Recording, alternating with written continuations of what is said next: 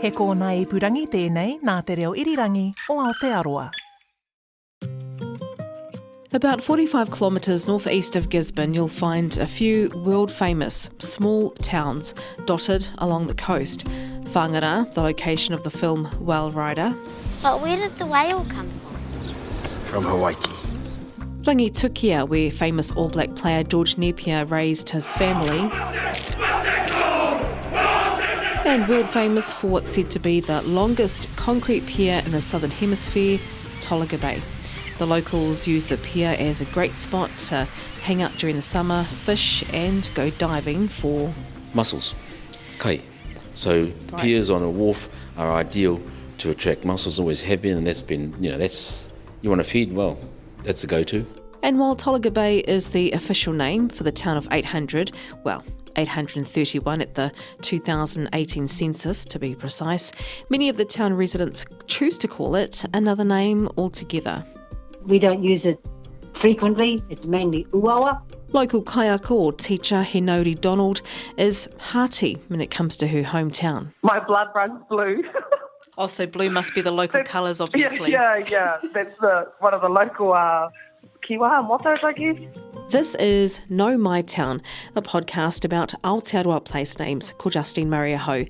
Join me as we break down the stories behind some of those names, the stories given to you in bite-sized chunks.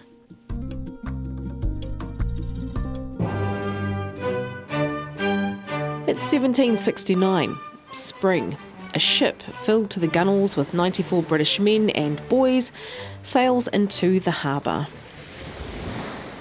When Jim Cook rocked up to Uawa, coming from Gisborne, Turanganui, Akiwa, Anaura, then back to Uawa. In that process, he had been asking directions, or he had been asking questions of local Māori. Excuse me, I'm in need of some directions. Which way do I need to go? Well, their responses to his questions about directions was to the effect of saying to Teraki, the north. He took that as meaning a place name. Right. Teraki became Taraka, became Tolaga, yes. Tolaga. So hence we have a no name.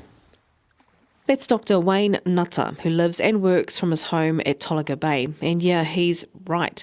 Tolaga is a no-name plucked out of nowhere, a word misheard and turned into a bundle of meaningless syllables, which is something Wendy Shaw, who works at Land and Information New Zealand, or LINZ, knows a bit about. She reckons Māori words heard by non-Māori ears ended up a bit mangled.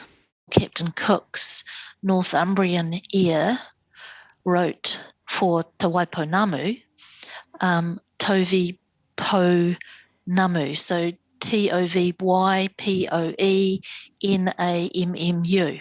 So that's what he heard, and so in his English, that's how he wrote Te Waiponamu. So back in mid-October 1769, when Cook sailed into Tolaga Bay asking for directions, Māori said the words teraki, and Cook heard something else. Teraki was one of the responses. It may have been heard as teraka, the difficulty of communicating in languages that are different. We can surmise on these things, But having said that, there was still reference in Cook's head about the name of the place, and that was a mistake. So it's a non-name. And Uawa is part of a longer name with its own meaning. It has been Uawa all our lives, obviously, and since the time of the longer name is Uawa Nui Arua Matua. It's like any other rural town and rural coastal town. Not very different from towns around the country, around the world. Everyone thinks that their place is paradise until you go there and confirm or deny it. Yes. But for Henori Donald, there's no denying this place is paradise, and it's normal for her to call her town Uawa. For others, not so much. When I would meet new people and you'd say Uawa, they wouldn't really know where Uawa was. And so I would say Tolaga Bay. I mean, I've just always tried to use the Māori name because that's what we use here. He Nauri is a kayako, a teacher for years 2 and 3 at Tolaga Bay Area School. Now, she knows the place well, a proper farm kid. So my Pākehā whānau were farmers. And so my granddad, he brought 2 farms, the one that we currently live on, called Rākopu, and also another farm called Takapo up the road. Mm-hmm. So my Donald whānau had been here for probably about, my Pākehā whānau, like nearly 100 years, I would say. And for such a small town, what do the locals get up to? They do a lot of hunting during the winter with their whānau. We have a blueberry farm here. Once every month, they have like a community day where you can take your ipu or take your containers with your whānau to collect blueberries. Sounds like heartland Aotearoa. Te Rangirangi Tangohau has lived in Tolaga Bay, Uawa, her whole life. In fact, she was born just up the road. We were all born down at the annex, and now it's been changed to the golf course. When did it change to the golf course? About 50 years ago. Yeah, because I was one of the last babies born. About 1952, I was born, but it would have been, say, before 1960, it would have been closed. And remember the different iterations. Cook heard Te Raki, which changed to Taraka, to Tolaga. Well, Te Rangirangi remembers another one. Tobago? Yeah, not Tolaga Bay. It was at the time of Captain Cook. Can you just tell me more about that? Tobago? Well, when Captain Cook first came over here, yep. And he landed at Cook's Cove, that was the original name of this place, was Tobago. And actually, while we're on the subject, back in 1894, the area was called something else, named after a colonial secretary, Patrick Buckley's. Yes. Who was? It's, someone somewhere else. Like a lot of towns, named after someone that have never stepped foot on. Yeah. So there were plans in place to call it Buckley's. Where the township is right now, like a lot of places, Māori seldom built on flats, and where water was. You built on high ground for a whole lot of reasons. So where Māori lived were on the north and south of the township and west of the township, where all the pā were. Buckley never stuck as a name. It reverted back to Tolaga Bay. But other names from the Cook era survive to this day. And Te Rangirangi Tangohau is reminded of that every time she takes a drive around her town. All those people that sail with Captain Cook, like Solution and Provo and Resolution, Parkinson, Cook. But there's a lot of them that have been all named after Captain Cook's, the sailors or, all those merchants that were on the ship with him. So, with a name that has a murky past and street names to remind the people of that past, Te Rangirangi, who is from the local iwi Tiaitanga Ahauiti, understands that Tolaga Bay is just what everyone knows. That's what it is known globally. Because, when I go away, people ask where you come from. You say Uawa.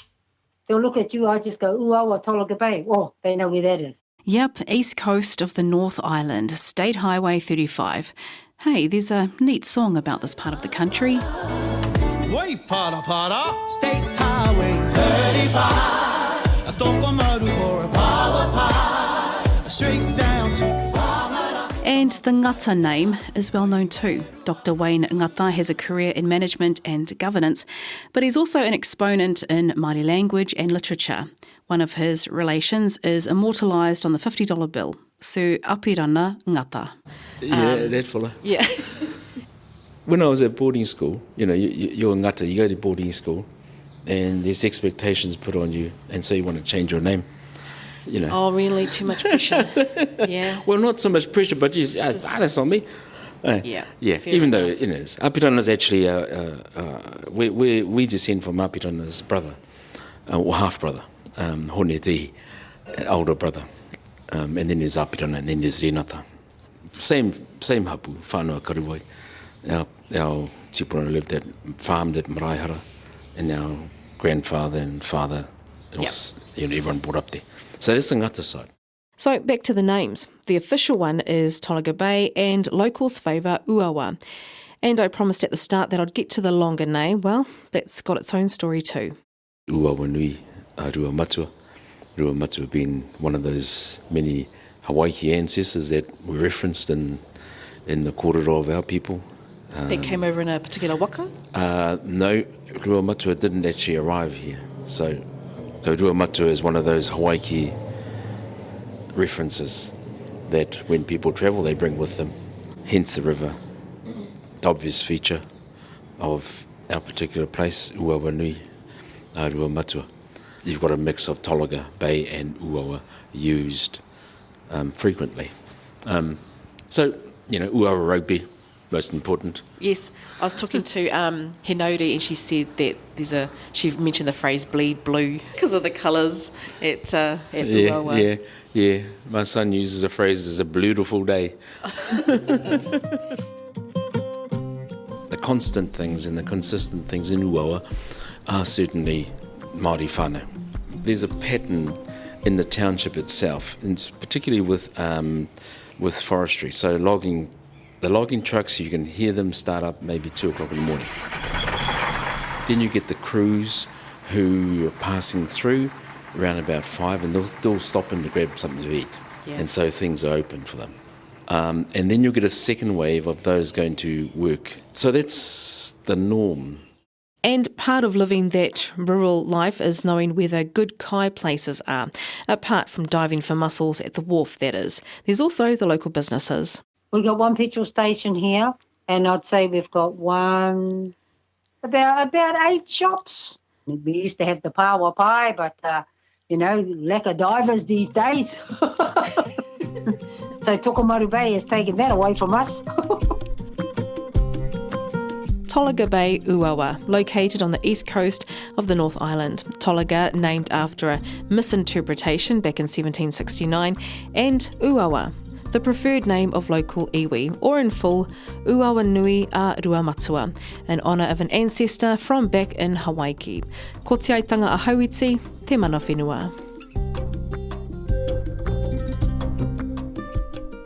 E rere nā taimihi kia koutou katoa. Thanks for listening to Nau Mai Town, written and produced by me, Justine Murray. Executive producer Tim Watkin and Liz Garton, engineers Phil Benge, William Saunders and Steve Burridge. A big thanks to Dr. Wayne Ngata, Te Rangirangi Tangohau and Henori Donald. Follow Nau Mai Town, that's NAUMAI, on Apple Podcasts, Spotify, iHeartRadio, or wherever you access your podcasts.